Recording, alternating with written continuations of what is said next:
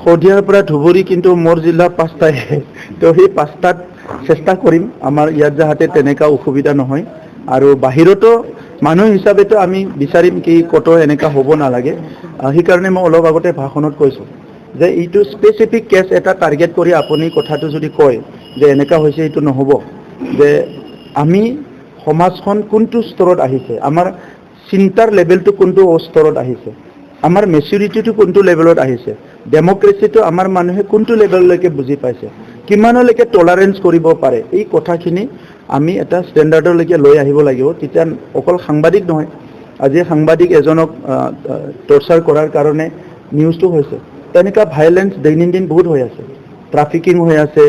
কবাত নেকি আজি কমিছে বহুত কবাত ডোমেষ্টিক ভায়োলেন্স হৈ আছে কবাত মানে চাহ বাগানৰ মালিকে মেনেজাৰে কাকবা বেয়া ব্যৱহাৰ কৰিছে তেনেকা ঘটনাবিলাক বহুত হৈ আছে চাইল্ড লেবাৰ হৈ আছে সো গতিকে আমি এই সমাজৰ এইবিলাক এটা ব্যাধ এটা বেমাৰ সেইটো নিৰ্মূল কৰাৰ কাৰণে সাংবাদিকসকল চৰকাৰো সামাজিক সংগঠন জাতীয় সংগঠন সকলো মিলি পেলাই এই সমাজখন ঠিক কৰিব লাগে থ্যাংক ইউ